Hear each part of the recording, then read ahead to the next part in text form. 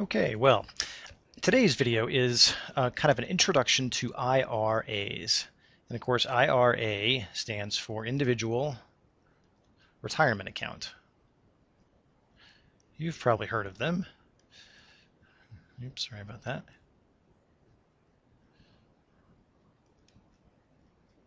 Individual Retirement Account. Okay. And essentially, this is a way to put away money for your retirement. And it's really governed by some rules that have been put out by the federal government. And so it's not quite as free. Well, let me put it this way. There are lots of rules associated with IRAs and how you can use them. And so, unlike a traditional bank account where there really aren't too many rules, you put the money in and the money grows, and you can take it out whenever you want. IRAs come with some more limitations, but that's because IRAs also come with some benefits that other kinds of investments don't have. So let's just we're just going to spend a few minutes going through the very basics of how an IRA works and how it's a little bit different from a traditional bank account, if you will, or other kinds of investments.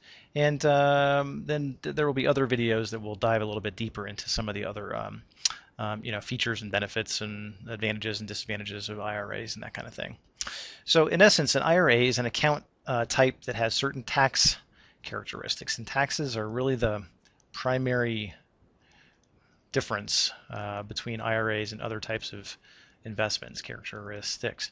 And again, this is a U.S. government created concept, and it really, because the U.S. government wants you to save for retirement, they really motivate you or incentivize you, and it's kind of a funny word, but incentivize, or motivate you to use this product by giving you some tax breaks.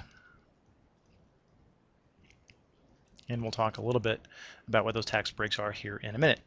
However, because they want you to save for retirement, there are also penalties if you don't follow the rules. Penalties not following rules.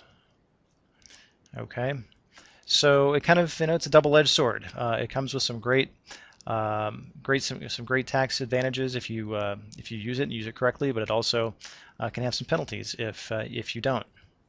So that's kind of the main highlights there. So what are the benefits? Well, the main benefit is that investments in IRAs grow what they call tax deferred. Okay, so what does tax deferred mean? Well, suppose you put $100 into an IRA account and you invest that $100. In most IRAs, you have some choice. Some IRA plans have more choices than others. But suppose you're able to invest that $100 into a mutual fund. That's a growth kind of mutual fund. And you're hoping that it gets maybe, I don't know, 6 or 7% interest every year. Or growth, not interest, but it grows by 6 or 7% every year. So in the first year, let's say that you've invested in a fund that returned 6% in the first year, your $100 would be worth $106. Okay. Now, in non-tax deferred situations, say you just went to Charles Schwab and opened an account and put $100 in there, but it was just a regular brokerage account. It didn't have any tax benefits associated with it. You would have a tax obligation on that $6. If that was all, let's say that's all capital gains. In other words, it's not ordinary income. And if you skim through the rest of the video series, you'll see that there are other videos on things like capital gains and ordinary income, so we can describe what those are. So you would owe taxes on that $6, right? So if your capital gains rate was 20%, you'd owe $6 times 20%, which is $1.20 in taxes. Okay, but in an IRA, that doesn't happen. In an IRA, you are not charged, or you're not obligated to pay income tax on this growth, and that's what they mean by tax deferred. The taxes are deferred until a later time. Well, when is that? Well, at the time when you start making withdrawals.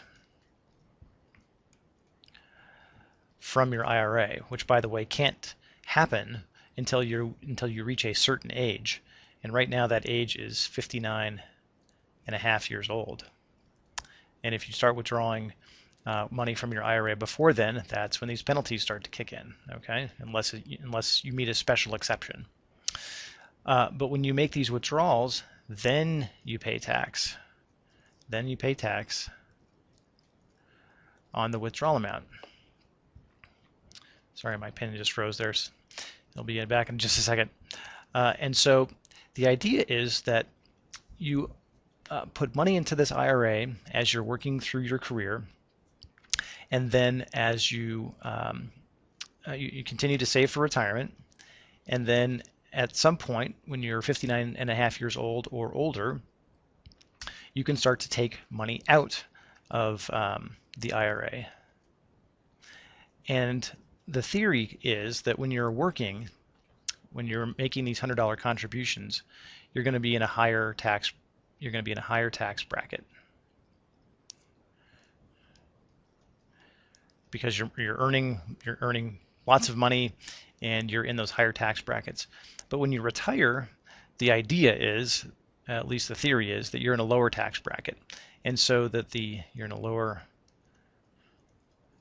tax bracket. So the idea is that when you begin to make those pull the money out and make withdrawals, you're actually paying a lower tax rate on those withdrawals than you would have had you paid tax on the $6 when you were making lots of money and in a higher tax bracket. Okay, does that make sense? And again, we're just going to draw a quick, I think it's kind of helpful to kind of see how this works. Draw a timeline.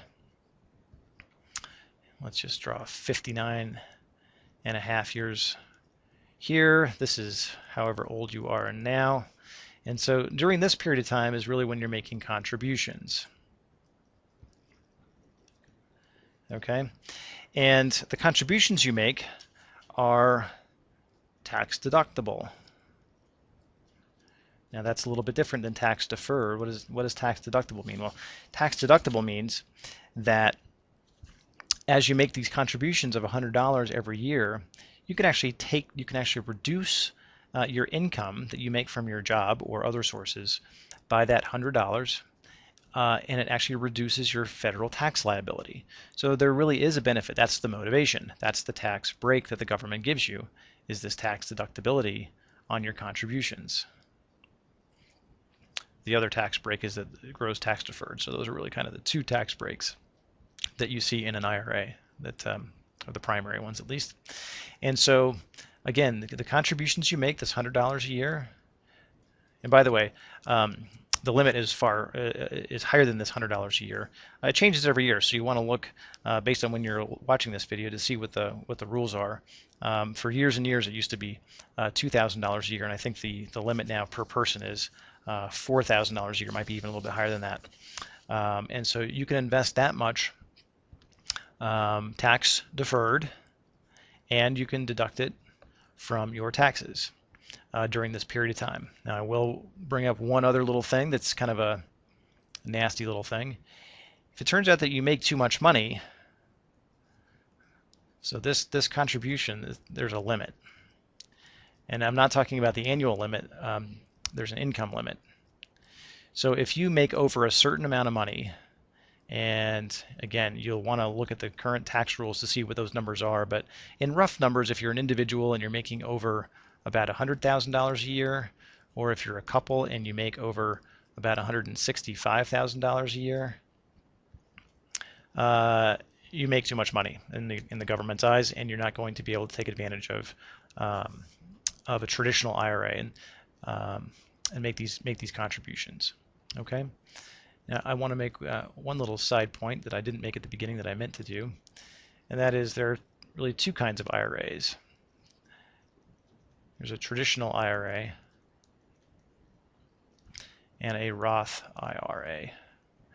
This whole video is about traditional IRAs. We will talk about Roth IRAs in another video because they are a little bit different, and it helps us in particular deal with this issue right here, this issue of the income limitation on the traditional IRA. So we'll talk about that when we get there. So anyway, you are making contributions all through this period of time, until you're 59 and a half. And by the way, you can continue to make contributions after you're 59 and a half. But this is the first point at which you're able to begin taking withdrawals without paying a penalty. All right. And so you can begin, and that's the important part. This word can begin withdrawals without penalty at age 59 and a half. But you can continue to make contributions if you like after that point. But then there's this magical age out here, which is right now 70 and a half. And here, let me change colors for you. Here the rules change a little bit. And here you must begin taking withdrawals. And why is that? Well, remember, when you take withdrawals in an IRA, then that's the point at which you begin to pay taxes. And think about the government's perspective here. They've given you the opportunity to make tax-deductible contributions for a number of years. They've allowed you the benefit of having all of your earnings grow tax-deferred, so that's $6. And of course, that $6 would be a lot greater if you're investing more than just that $100 per year. And so at some point, the government is going to want its taxes. And it's this mandatory withdrawal age here at 70 and a half that triggers these mandatory withdrawals. And so at that point, you must start taking a portion of your IRA each year. And then when you start taking that money out, that's when you begin to pay taxes on that.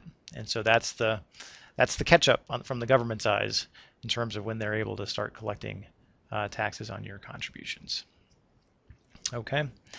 Now, in the event that you need the money for some reason, and we'll cover the penalties kind of quickly here, but in the event that you need to pull the money out, the typical penalty is a 10% penalty on the amount withdrawn, on the amount, not your whole investment, just the amount taken out. And then, of course, plus your income taxes. So any income tax that you would owe on that income based on how much what your tax bracket is at the time that you take those taxes out. So, it's a fairly significant penalty. 10%, especially these days when getting a 4 or 5% return on your portfolio is tougher and tougher. To pay a 10% penalty just for pulling it out early is pretty significant. So you want to be careful and make sure that the money that you're putting into your IRA really is money that you honestly don't believe you're going to need. Now, there are some exceptions. For example, for some qualifying medical expenses and some other kind of major life events, and so you'll want to obviously read up on that or contact a CPA to ask them what some of the exceptions are to see if you've met a point where you need to take some money out to see if you can qualify for some of those exceptions to the penalty. You'll most likely still pay taxes on that withdrawal, even if you don't have to pay the penalty. So, okay, well, this is a quick introduction to IRAs, again, individual retirement accounts. We'll be putting up some other videos that go into some of these concepts in a little more detail. To kind of, for example, we'll show what the real benefit of the tax deferral is and how that is different from an account that's not tax deferred, and also to kind of drill a little bit deeper on this whole concept of tax deductibility and to show you why that's a pretty nice benefit that only a couple of investment options offer you. So, okay, hope this little map was helpful, and we'll see you in the next video.